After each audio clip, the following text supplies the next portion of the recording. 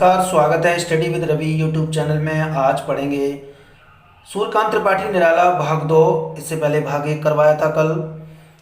ये प्रश्न LT grade, TGT, PGT परीक्षाओं के लिए महत्वपूर्ण होंगे। तो चैनल पर पहली बार आए हैं तो प्लीज़ चैनल को सब्सक्राइब कर लें और बेल आइकन जरूर दबा लें और वीडियो को लास्ट तक देखें, इंपॉर्टेंट प्रश्न है। तो चलिए शुरू करते हैं। पहला प्रश्न है, सरोज स्मृति काव्य का रचना काल क्या है? 1928, 1938 या 1931 या 1935? तो इसका सही आंसर हो जाएगा सरोज स्मृति काव्य का जो रचना काल है वो है 1935 ईस्वी। अगला प्रश्न है कि सरोज स्मृति कविता निराला के किस काव्य संग्रह में संकलित है? परिमल में, आड़िमा में, अनामिका में या फिर गीतिका में? तो इसका सही आंसर हो जाएगा सरोज स्मृति कविता जो है वो अनामिका में संकलित है। अगला प्रश्न है कि बादल राग कविता निराला के किस काव्य संग्रह में संकलित है? परिमल में, अड़िमा में, अनामिका में या फिर गीतिका में? तो इसका सही आंसर है परिमल में जो है बादल राग कविता संकलित है। अगला प्रश्न है, राम की शक्ति पूजा कविता पहली बार कब प्रकाशित हुई थी? 1928 ईस्वी में, 1938 ईस्वी में या 1931 ईस्वी में या फिर 1936 ईस्वी में? तो इसका सही आंसर है 1936 ईस्वी में राम की शक्ति पूजा कविता प्रकाशित हुई थी। अगला प्रश्न है कि बादल राग कविता का प्रकाशन क्या है? 1920 ईस्वी, 1923 ईस्वी या फिर 1921 ईस्वी या फिर 1925 ईस्वी? तो इसका सही आंसर है बादल राग कविता का जो प्रकाशन वर्ष है वो है 1920 ईस्वी।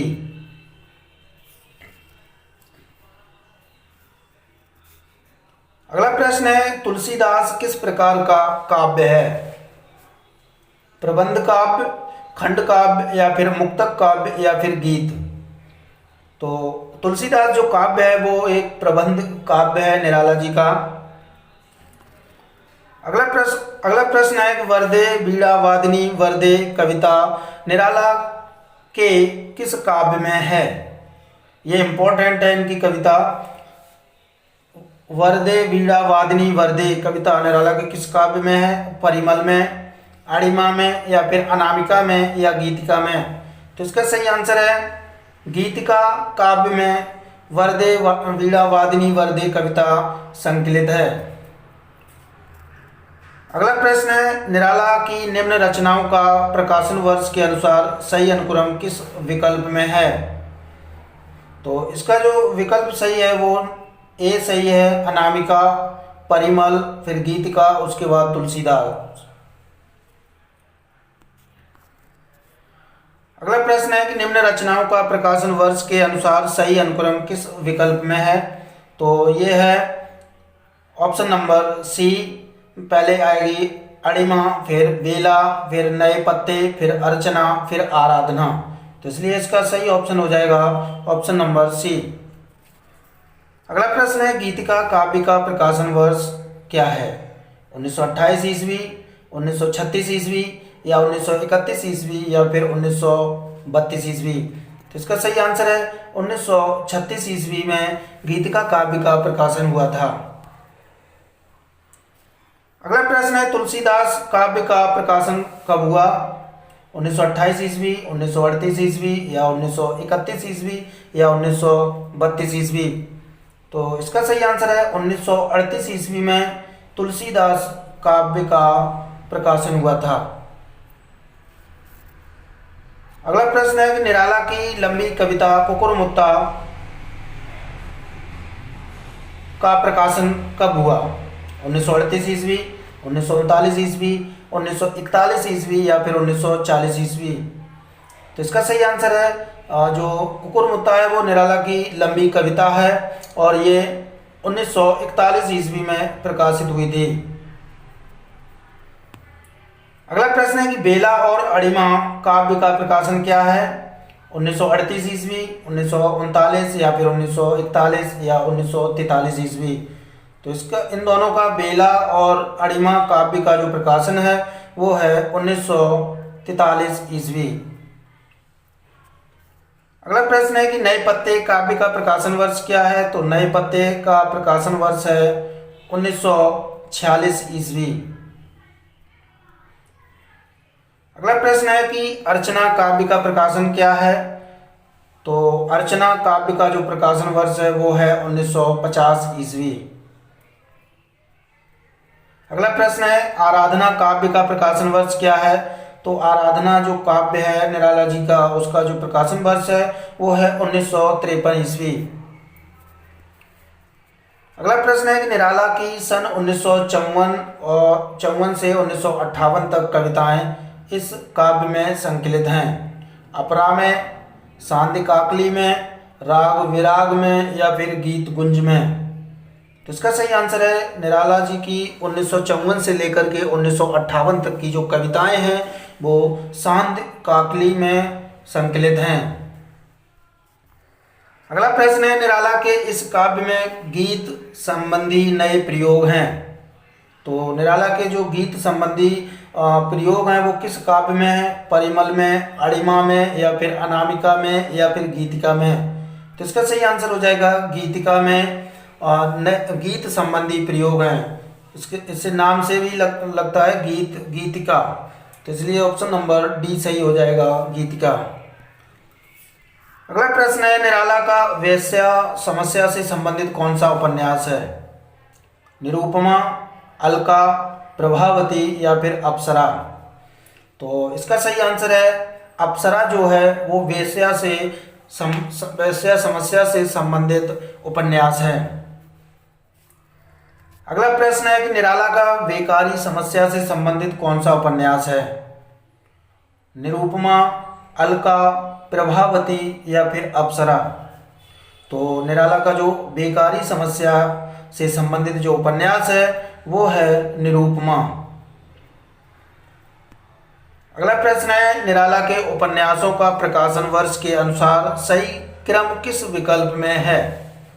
तो इसका जो सही प्रकाशन वर्ष के अनुसार जो सही क्रम है वो है ऑप्शन नंबर सी में।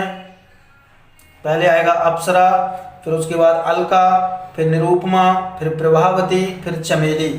ये सभी उपन्यास जो हैं निराला जी के हैं। अगला प्रश्न है निरूपमा उपन्यास का प्रकाशन वर्ष क्या है। 1928 ईस्वी, 1936 ईस्वी, 1931 ईस्वी या फिर 1932 ईस्वी। तो निरूपमा उपन्यास का जो प्रकाशन वर्ष है वो है 1936 ईस्वी। अगला प्रश्न है अलका उपन्यास का प्रकाशन वर्ष क्या है। 1928 ईस्वी, 1933 ईस्वी, 1931 या फिर 1932। तो इसका सही आंसर है अलका उपन्यास का जो प्रकाशन वर्ष है वो है 1933 ईस्वी। अगला प्रश्न है कि चोटी की पकड़ उपन्यास का प्रकाशन वर्ष क्या है।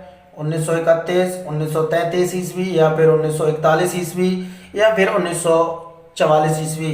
तो इसका सही आंसर है चोटी की पकड़ जो उपन्यास है वो निराला जी का है और इसका जो प्रकाशन वर्ष है वो है 1944 ईस्वी। इंपॉर्टेंट ये है। अगला प्रश्न है काले कारनामे उपन्यास का प्रकाशन वर्ष क्या है। 1948 ईस्वी, 1950 ईस्वी या फिर 1941 ईस्वी या फिर 1952 ईस्वी। तो इसका सही आंसर है काले कारनामे उपन्यास की जो अगर लेखक पूछे जाए तो निराला का ये उपन्यास है और प्रकाशन वर्ष जो है इसका वो है 1950 ईस्वी। अगला प्रश्न है कि निराला की कहानी संग्रह का प्रकाशन वर्ष के अनुसार सही अनुक्रम किस विकल्प में है। तो जो कहानी है निराला की वो है लीली। इसका जो सही अनुक्रम है वो है ऑप्शन नंबर ए में। पहले आएगी लीली, फिर सखी, सुकुल की बीवी। ये प्रकाशन वर्ष के अनुसार सही हैं। अगला प्रश्न है लीली कहानी संग्रह कब प्रकाशित हुई थी। 1928 ईस्वी में, 1934 ईस्वी में या फिर 1931 ईस्वी में या 1932 ईस्वी में। तो इसका सही आंसर है लीली कहानी संग्रह जो था निराला का वो 1934 ईस्वी में प्रकाशित हुई थी। अगला प्रश्न है इनमें से कौन सा निबंध निराला का नहीं है? लाल तारा, प्रबंध पद्य, चाबुक, प्रबंध प्रतिमा। तो इसका सही आंसर है जो प्रबंध पद्य, प्रबंध प्रतिमा, चाबुक, ये तीनों उपन्यास निबंध निराला के हैं, लेकिन जो है लाल तारा ये निराला का नहीं है। तो इसलिए ऑप्शन नंबर ए सही हो जाएगा। अगला प्रश्न है प्रबंध पद्य निबंध संग्रह कितने भागों में है?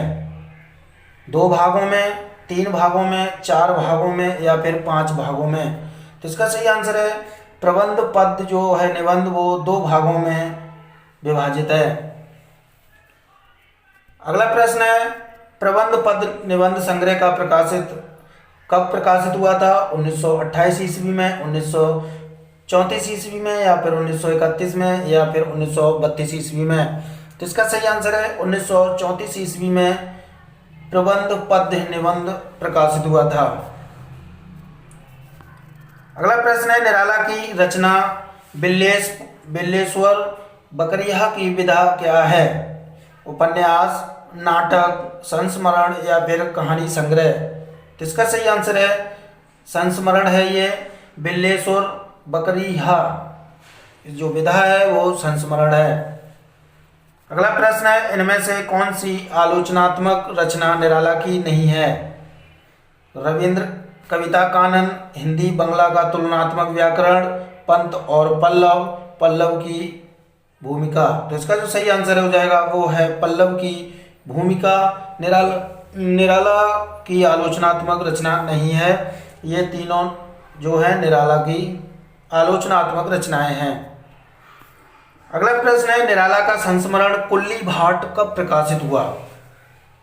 1938 ईस्वी में, 1939 ईस्वी में या फिर 1931 ईस्वी में या 1932 ईस्वी में?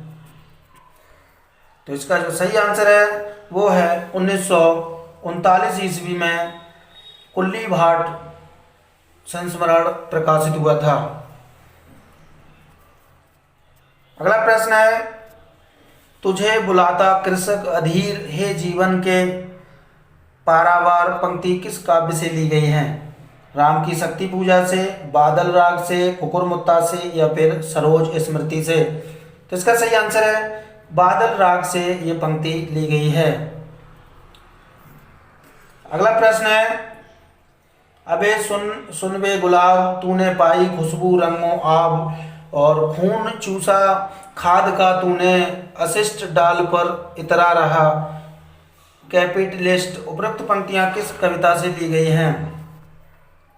राम की शक्ति पूजा से या फिर बादल राग से या फिर कुकुरमुत्ता से या फिर सरोज स्मृति से? तो इसका जो सही आंसर है वो है कुकुरमुत्ता से ये पंक्तियां ली गई हैं। अगला प्रश्न है देखते नहीं मेरे पास एक कवि की वाणी, कलाकार के हाथ पहलवान की छाती और फिलोसफर के पैर हैं। इस पंक्ति किसकी है? प्रसाद की, निराला की, पंत की या फिर नागार्जुन की? तो इसका सही आंसर हो जाएगा निराला की ये पंक्तियां हैं। देखते नहीं मेरे पास एक कवि की वाणी, कलाकार के हाथ पहलवान की छाती और फिलोसफर के पैर हैं। ये निराला की पंक्ति है। अगला प्रश्न है इनमें से कौन सी पंक्ति निराला की नहीं है? तो इसका जो सही आंसर हो जाएगा वो है ऑप्शन नंबर बी, कभी कुछ ऐसी तान सुनाओ कि उथल पुथल मच जाए। ये पंक्ति निराला की नहीं है। बाकी ये तीनों पंक्ति हैं। जो गहन भाव सीधे छंद से चाहता है वह महान धोखेबाज है और पुनः सवेरा एक बार फेरा है जी का और मुझे प्रोफेसरों के बीच छायावाद को सिद्ध करना पड़ेगा। ये तीनों पंक्तियां निराला जी की हैं। अगला प्रश्न है इनमें से कौन सी कविता छायावादी है? संध्या सुंदरी, गरम पकौड़ी, वह तोड़ती पत्थर, नए पत्ते? तो इसका सही आंसर है इनमें से जो छायावादी कविता है निराला की वो है संध्या सुंदरी। अगला प्रश्न है कि माँ की कुल शिक्षा मैंने दी, पुष्प सेज तेरी स्वयं रची, उपरोक्त पंक्तियां निराला की किस कविता से ली गई हैं? भिक्षुक से, सरोज स्मृति से, वह तोड़ती पत्थर या फिर विधवा। तो इसका सही आंसर हो जाएगा, ये पंक्तियां ली गई हैं सरोज स्मृति से। अगला प्रश्न है, वह पूर्व काल तांडव की स्मृति रेखा सी, वह टूटे तरु की छूटी लता सी दीन। उपरोक्त पंक्तियां किस कविता से उद्धृत हैं? भिक्षुक से, या फिर सरोज स्मृति से, या वह तोड़ती पत्थर, या फिर विधवा। तो इसका सही आंसर हो जाएगा सरोज स्मृति से ये पंक्तियां ली गई हैं। तो ये थे महत्वपूर्ण प्रश्न। तो प्रश्न कैसे लगे? प्रश्न अच्छे लगे हो तो प्लीज़ वीडियो को लाइक करें, शेयर करें, और चैनल को सब्सक्राइब नहीं किया तो प्लीज़ चैनल को सब्सक्राइब कर लें। यहाँ LT ग्रेड, TGT, PGT के लिए हिंदी के महत्वपूर्ण प्रश्न कराए जाते हैं। Thank you.